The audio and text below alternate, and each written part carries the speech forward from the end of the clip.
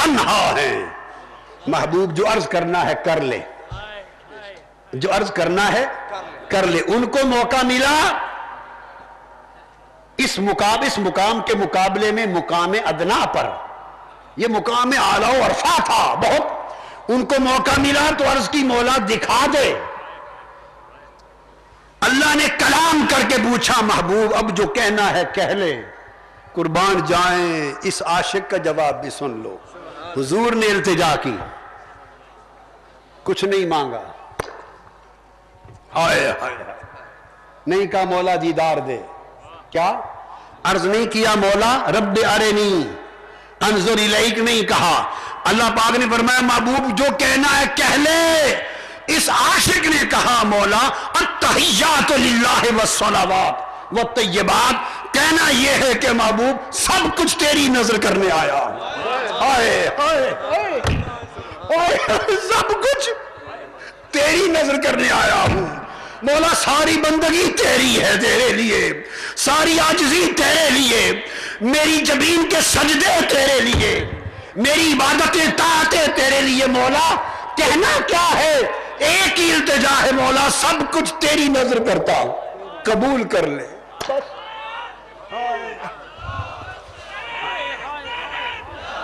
ہائے ہائے عشق اس مقام پر تھا کہ کوئی طلب دیدار نہ تھی، طلب رویت نہ تھی، اس مقام پر طلب قربت نہ تھی۔ اس مقام پر جب موقع ملا تو کیا کیا مولا بس عاجزی بندگی پیش کرنے آیا ہوں، ہائے ہائے عاجزی بندگی پیش کرنے آیا ہوں، میرے آقا نے عاشقوں کو عاشقی سکھا دی، ہائے ہائے میرے مولا نے عاشقوں کو عاشقی سکھا دی۔ جب عرض کیا مولا عرض یہ ہے کہ سب کچھ تیری نظر ہے، تو اس نے کہا محبوب اگر تیری طلب کوئی نہیں، تیری درخواست کوئی نہیں، اور طلب یہ ہے کہ سب کچھ میرے لیے ہے، تو محبوب حکم ہوا پردہ اٹھا دیا، فرمایا ما زاغ البصر وما طغى، پردہ اٹھ گیا، پھر محبوب تکتا رہا تکتا رہا تکتا رہا۔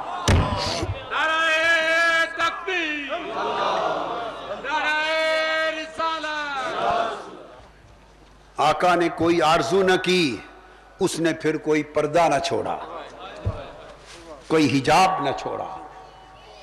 عشق ہائے ہائے اپنے کمال پہ پہنچا، یہ وہ سبق تھا۔ اور جب حضرت آدم علیہ السلام کو پھر حبوط ہوا زمین پر تو فرض کیا باری تعالیٰ ربنا ظلمنا انفسنا، ظلم کر بیٹھا ہوں اپنی جان پر۔ ظلم کیا تھا کہ مظہر کی طرف رجوع کر بیٹھا ہوں، تیرے دیدار کی ہی صحیح، تیری قربت اور بقا کی ہی صحیح تیرے لیے، مگر خواہش کر بیٹھا ہوں جو میرے اور تیرے درمیان حائل ہو گئی، خواہش بھی تیری تھی، وہ خواہش کر بیٹھا ہوں، خسارہ ہو گیا ہے مقام تنزیہ پر، تو مولا معاف کر دے۔ فرمایا آدم اب معافی کے لیے راستہ بتاتا ہوں، اگر تو چاہے کہ دوبارہ سفر کر کے اس مقام پر پہنچے، زمین پر جا، اگر قربت میں رہو گے تو لذت و نعمت میں رہو گے، قربت میں تلذذ اور تنعم ہے، قربت میں لذتیں ہیں، نعمتیں ہیں، نوازشیں ہیں، اور اتنی لذتیں نعمتیں نوازشیں ہوں تو دو آزمائشیں ہمہ وقت رہتی ہیں، ایک آزمائش ادب کی، ایک آزمائش شکر کی۔ اتنی قربت کا ادب کون کر سکے؟ ہمارے لیے سبق آ رہا ہے، اب ہم یہاں نیچے آ گیا ہوں، نوازشیں ہوں، رب کی نعمتیں ہوں، عنایتیں ہوں، تو دو آزمائشیں ہیں، اتنی قربت میں ادب کون رکھ سکے اور اتنی نوازشوں پر شکر کون بجا لا سکے۔ فرمایا آدم تجھے اور تیری نسل بنی آدم کو سبق دیتا ہوں، اگر پلٹ کے پھر میرے مقام قربت پہ آنا چاہیں تو ان نعمتوں کی آزمائشوں سے دور ہوں، زمین پہ اتریں، یہاں لذت و نعمت ہے، زمین پہ جاؤ گے تو توبہ اور بکا ہے، زمین پہ جاؤ گے تو توبہ اور بکا ہے، گریہ و زاری ہے، رونا دھونا ہے، تضرع ہے. تو اس لیے پھر اگر کوئی سفر میری طرف کرنا چاہے تو لوگوں اس کا راستہ ہر وقت توبہ میں رہنا ہے، ہر وقت تضرع میں رہنا ہے، ہر وقت گریہ و بکا میں رہنا ہے. ہم گریہ بھول گئے، ہماری زندگیاں اللہ کے لیے رونے سے خالی ہو گئی، ہماری آنکھوں کے آنسو سوکھ گئے، ہماری روحیں کیفیت بکا سے خالی ہو گئی، ہمارے دل لذت تضرع سے خالی ہو گئے.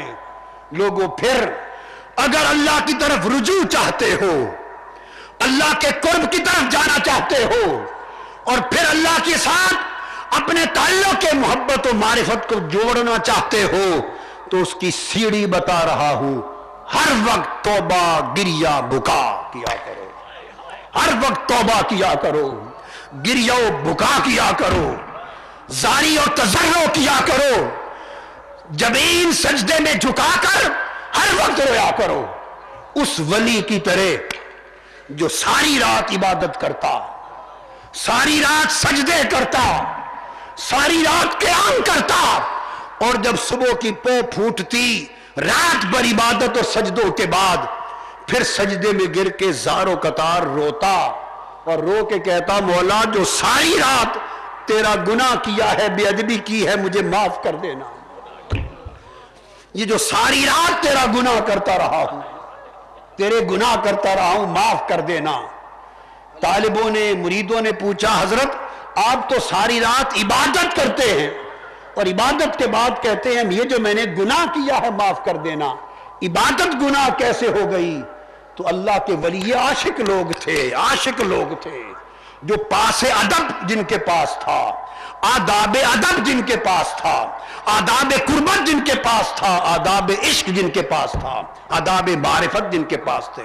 انہوں نے کہا ہاں اس سے بڑا گناہ کیا ہے کہ میرا پورا جسم اس قابل نہ تھا کہ خدا کے حضور اس کی دہلیز پہ کھڑا ہوتا، ساری رات اس جسم کے ساتھ قیام کرتا رہا، اس سے بڑا گناہ کیا ہوگا؟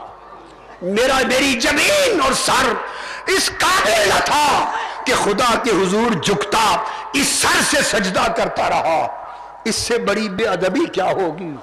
میری زبان اس قابل نہ تھی کہ اللہ کا نام لیتی، اس زبان سے اللہ کا نام پکارتا رہا، اس سے بڑی بے ادبی کیا ہوگی؟ سو عشق اور ادب والے تو عبادت کر کے بھی عبادت کو گناہ سمجھتے ہیں، چونکہ ان کی عبادت اللہ کے مقام بلند کے لائق نہیں ہوتی، اس کے مقام رفیع کے جائب کے لائق نہیں ہوتی. لہذا ہر وقت وہ توبہ میں رہتے ہیں، ہر وقت وہ وادی توبہ میں رہتے ہیں، ہر وقت وہ وادی گریہ و زاری میں رہتے ہیں. ہر وقت پھر جب توبہ اور گریہ و زاری ہوگی، لوگوں بتاؤ پھر تکبر کہاں ہوگا، رعونت کہاں ہوگی؟ جن کو ہر وقت رونے دھونے سے فرصت نہ ملے، آنکھ روئے یا دل روئے، آنکھ روئے یا روح روئے، ظاہر روئے یا باطن روئے، جن کو گریہ و بکا سے فرصت نہیں، انہیں حرص و آز کا وقت کہاں ملے گا، غیبت و چغلی کا وقت کہاں ملے گا؟ لوگوں شب قدر آج کی رات اپنی زندگیوں میں ایک انقلاب برپا کرنے کا عہد کر کے چلو. رب سے کٹ گئے ہیں ہم، بہت شکاوت بدبختی اور دوریوں کی وادیوں میں بھٹک رہے ہیں. آؤ توبہ کا دامن تھام لو، ہمہ وقت گریہ و زاری کی راہ پر چل پڑو، ہر وقت اللہ کے حضور خشوع اور تضرع میں آ جاؤ. توبہ گریہ و بکا پردے اٹھا دے گی،